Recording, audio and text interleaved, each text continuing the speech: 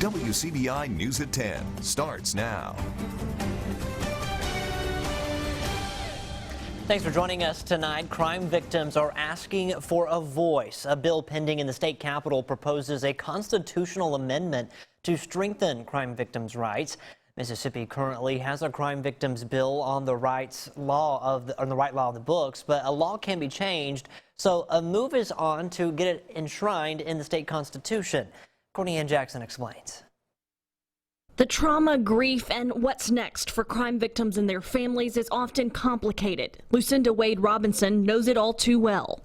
Our son was murdered in 2014. He was murdered in front of our home. But she says they were treated more like they were the criminals than the victims. It made the grieving worse. The things that were said, how we were treated, it made the grieving process even worse. Like you're just treated as, another number.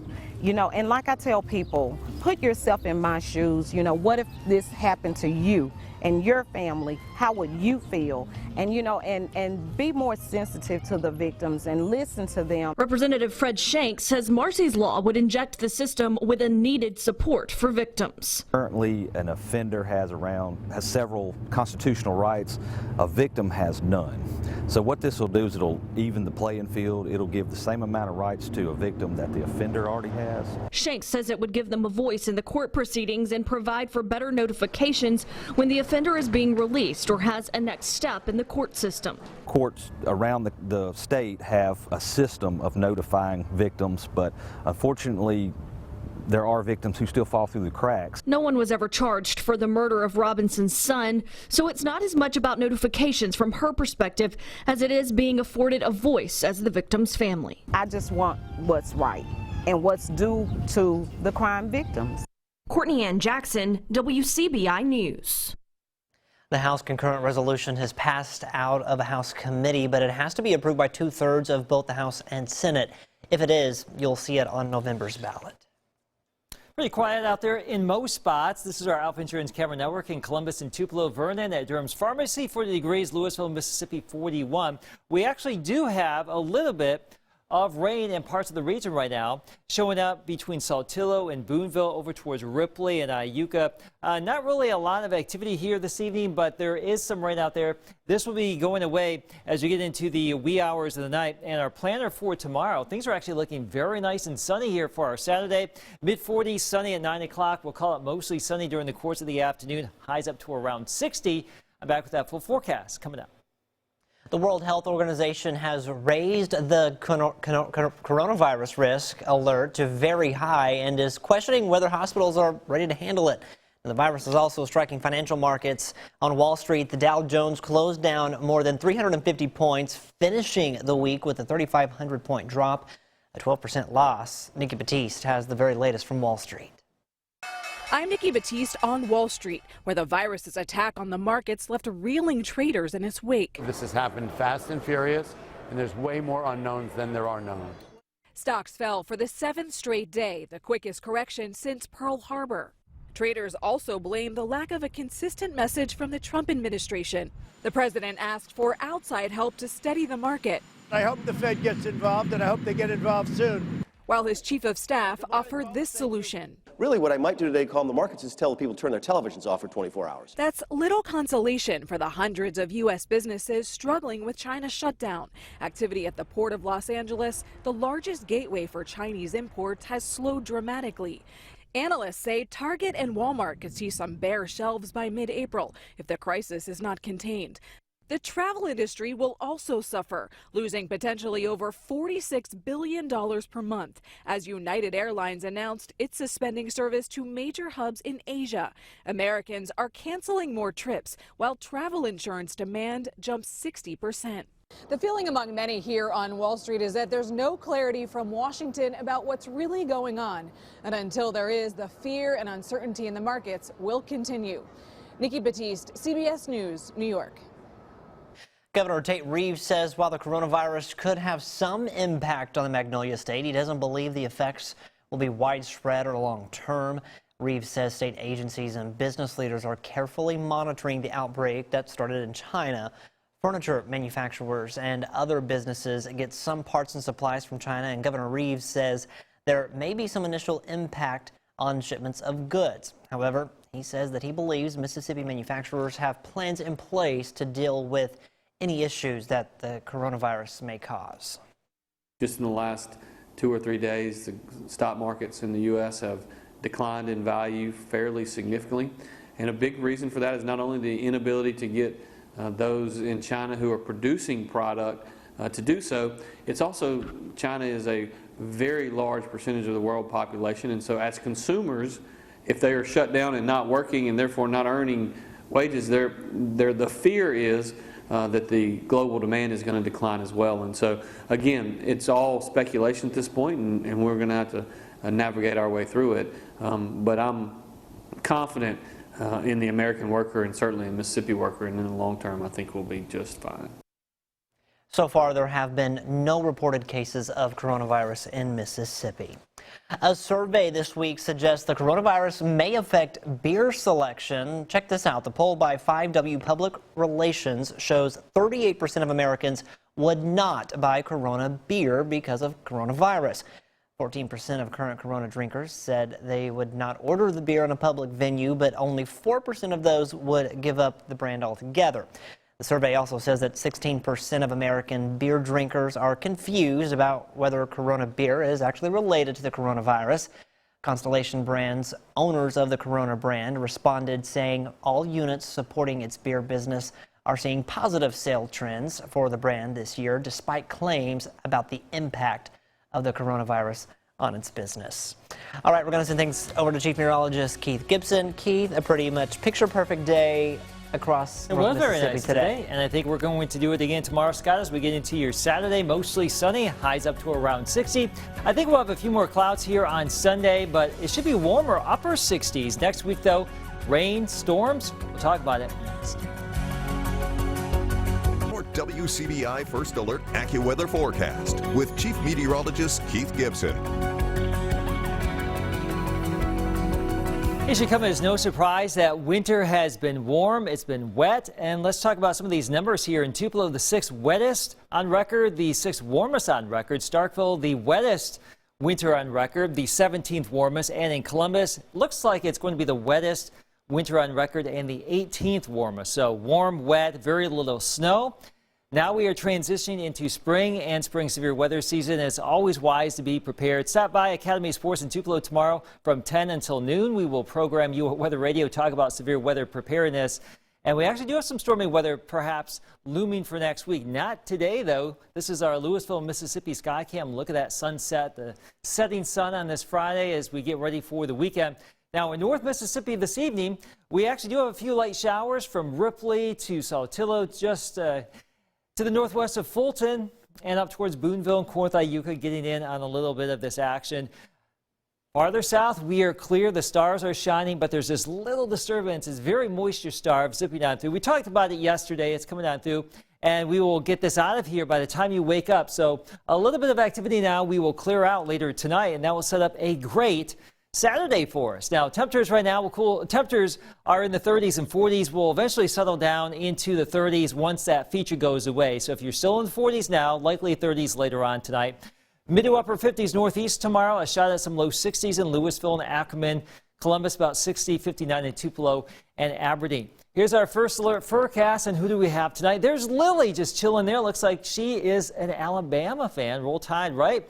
Bright sunshine tomorrow, 60 degrees. The clouds will increase Sunday, 68, but some showers return on Monday. Monday, Tuesday, Wednesday, we are advertising the chance for 2 to 5 inches of rain or more, in addition to a severe weather threat here. Probably, if we're going to get it, sometime Tuesday or Tuesday night. But model data is still a bit inconsistent. Stay tuned for changes to the forecast going through the weekend. So it's not set in stone, but we will be watching it. Clouds increasing here on Sunday after that sunny Saturday. Notice the showers developing on Monday. And that system right here, if we're going to get it, starts to get organized Tuesday. And it looks like Tuesday into Wednesday would be our window of opportunity there, Scott. And then behind it, we'll see a lot of sunshine going into next weekend with temperatures probably in the 60s. But the model data suggests there will be a system of some sort. It will produce rain, maybe some severe weather. We just don't know the exact extent of it yet. So we'll have the updates all weekend long. Just have to watch out for it. Of Just course. beware. Be aware, but enjoy Definitely. tomorrow. For sure. Oh, gladly. Cannot wait. Thanks so much, Keith. Here's what's coming Volunteers up from next. around the country work with 8 Days of Hope as the ministry helps flood victims in Jackson. We'll have some of those volunteer stories tonight on WCBI News. You're watching WCBI News at 10 with Scott Martin. Welcome back, everyone. All this week, members of a Northeast Mississippi-based ministry have been rolling up their sleeves to help flood victims in the Jackson area. In part 2 of his series, Finding Hope, our Allie Martin introduces us to volunteers who come from all across the country and all walks of life. For several days on the Jackson relief trip, Gail Manning was busy assessing flood damage to homes and filling out paperwork. And another day, he was maneuvering a bobcat, helping clear debris from a yard. God's put it on my heart to go out and serve people, and this is the way I want to serve people now. Manning is retired from the U.S. Marshals Service and is a part-time investigator with the Union County Sheriff's Department. He has been volunteering with 8 Days of Hope since 2016 and enjoys helping people whose lives have been turned upside down by a natural disaster like the recent floods in Jackson. Once you get there, you pray with them. We always pray with the family members. If they're there, if they're not there, we're going to circle up and pray as volunteers for safety and for the family there. And when you go there or when you get ready to leave, they got a smile on their face. They know there's light at the end of the tunnel. Volunteers hear about 8 Days of Hope in many different ways, some through Christian radio, others through their churches. And one law enforcement officer from Pennsylvania heard that a group of folks were coming to his town to help after a flood, and he was skeptical. I didn't know if they were a bunch of scam artists or no idea who they were. Looked good on the internet, so we spent some time with them, and we fell in love with the people, the organization, and so now we are doing mission trips. This is our 5th trip. And once Westover retires in a year and a half, he and his wife plan to volunteer full-time with 8 Days of Hope. Volunteers don't have to have any special abilities, just availability. They need somebody to talk to because it's just so much that a lot of times it's all built up in them, and they'll come in. Just yesterday our homeowner came in and she just had so much of it built up from the storm, and she let it all out, and she's felt so much peace since she let it out, and we just praise God together with her. 8 Days of Hope volunteers come from all walks of life and different parts of the country, but they all enjoy sharing their Christian faith with others through word and deed. In Jackson, Allie Martin, WCBI News. She's from Rhode Island. 8 Days of Hope will work in the Jackson area on flood-damaged homes through March the 7th. Well, volunteers who travel with 8 Days of Hope have just been very little to make those trips, thanks to partnerships with area churches. For the Jackson Rapid Response trip, volunteers are staying at the Mississippi District offices and campground for the United Pentecostal Church International. The facilities there include bunkhouses, a dining hall, and meeting spaces. The partnerships allow volunteers to serve without having to spend large amounts of money. If they can get to the location, they've got someplace to stay and they are fed. Every time it's a different situation, and we've been blessed a lot of times with, always having someplace good to stay and a good facility to be able to feed them and a good facility for preparing the meals. Volunteers must be 18 to serve on rapid response teams, but entire families often join the larger rebuilding efforts, usually months after a natural disaster, when teams help rebuild damaged homes free of charge.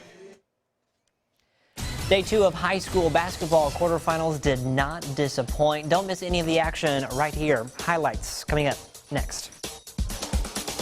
WCBI Sports with Courtney Robb.